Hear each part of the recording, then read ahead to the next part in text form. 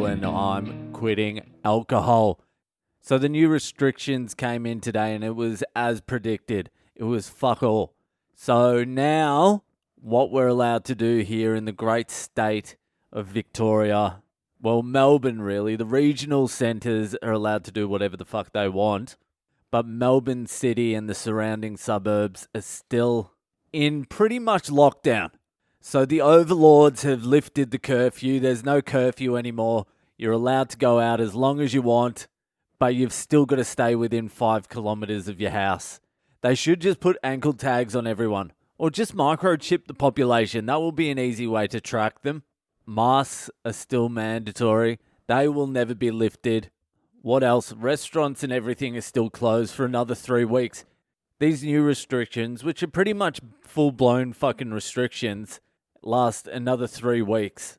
So another 3 weeks of this shit before they open cafes and hair salons and beauty parlors. There's going to be a lot of untamed bushes there that are going to need some fucking work. That's going to be a rough first month back at work for the fucking Vietnamese beauty parlor ladies. But I don't give a fuck about any of that shit because the only thing I needed to happen happened. Childcare is reopened.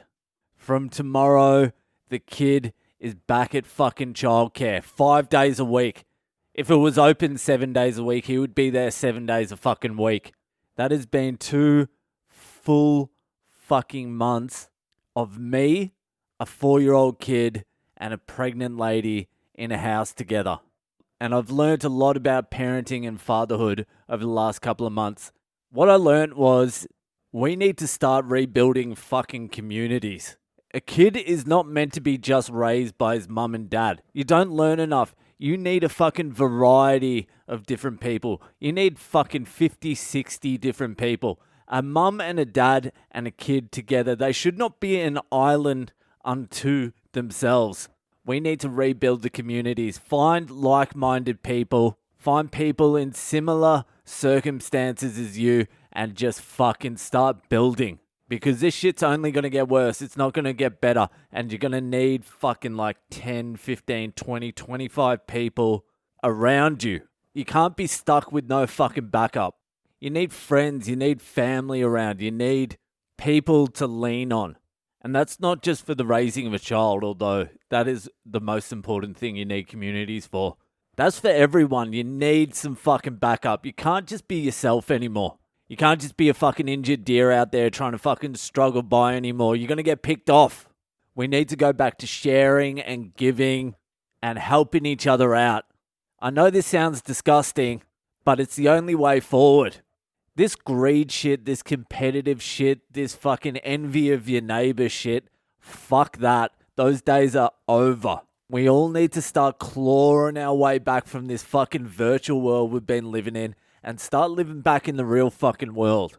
I tell you, something interesting happened over the last 2 weeks.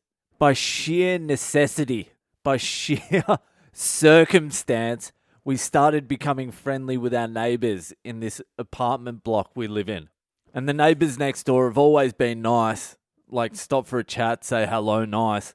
But we never built a relationship. I think it was more our fault than theirs. They were always very chirpy. We were always like, I can't be fucked. But because there's nowhere to go and no one else to see and no one's coming around and no one's got anyone, you're forced to build relationships with the people around you. So we've been going over for dinner, chatting, all that sort of shit. My kid's been going over there, hanging out with them. It's been fucking sweet. It's taken some of the fucking pressure off us. And then a couple of weeks ago, also what happened was in the apartments to the other side of us, a Chinese lady moved in with a 4-year-old daughter and a little kid. And by the way, I love the Chinese now. I fucking love the Chinese because her kid and my kid have just been playing fucking 8 hours a day for the last week and a bit, just running around being kids. So now she comes over and she hangs out with my wife and they have a little bit of a chat. The kid goes over there, then the other side come over and there's a fucking little bit of a community being built by necessity. And it's made me realize how important this type of fucking just even small miniature community. It's almost meaningless, but it's nice. But it's also made me realize how much I've fucking avoided it like the plague throughout my fucking whole entire life. I thought I could just be a fucking lone wolf. I always thought I can just do it myself. I don't need fucking propping up from anywhere. I'm a fucking man. I'm a fucking Boyle. I don't need mentors. I don't need teachers. I don't need anything. Not true. Not even fucking close to true. You become so much stronger as an individual when you build strong, meaningful relationships with other people. Even with my close friends, I would say I haven't built community with.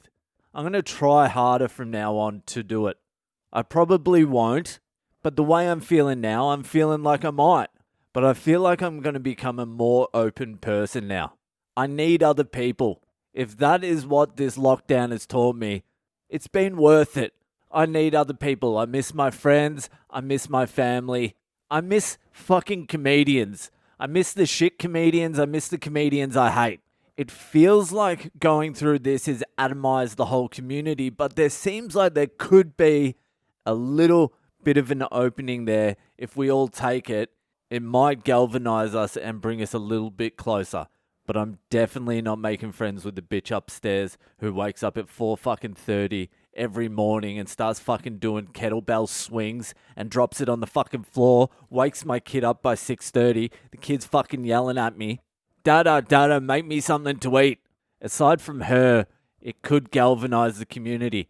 And the other thing I realized about fatherhood and parenting is don't overestimate how much you need to be doing for the kid. The kid learns way more from friends and other people. You just need to be some sort of fucking guide that's there, that can be relied upon.